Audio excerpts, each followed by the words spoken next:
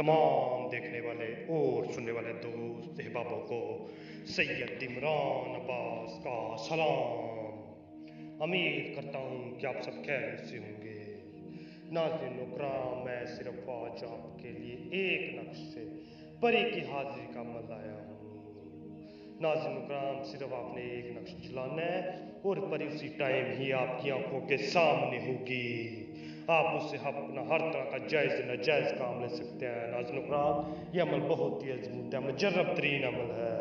नाज़रीन इकराम, अमल को आपने पूरा देखना है और कहीं से भी मिस नहीं करना। अमल की जाना पड़ने से पहले आप सबसे एक हमारी छोटी सी गुजारिश है, अगर आप हमारे चैनल पर नहीं हो तो हमारे चैनल को सब्सक्राइब कर दें और साथ में घंटी के बटन को भी दबा दें ताकि हमारी नई नई वीडियो आपको नोटिफिकेशन के साथ मिलती रहे।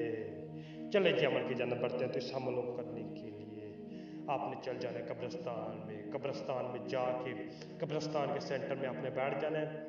जुमेरात की रात को आपने कब्रिस्तान में चल जाना है। ये जुमेरात की रात को होगा अमल। इशा के बाद आपने कब्रिस्तान में चल जाना है। वहाँ पे कब्रिस्तान के सेंटर में बैठ जाना है, जहाँ पे आपको पता हो कि ये दरम्यान है कब्रिस्तान का। वहाँ पे आपने बैठ जाना है। उसके वहाँ पे बैठ जाएंगे, दारा लगा के आपने उसके अंदर बैठ जाना है। उसके अंदर बैठ जाएंगे तो आपने ये नक्श लिख लेना है। ये नक्श लिख लेना है और आपने इसे 2 मिनट तक देखना है। 2 मिनट तक देख लेंगे तो आपने इस नक्श को जला देना है।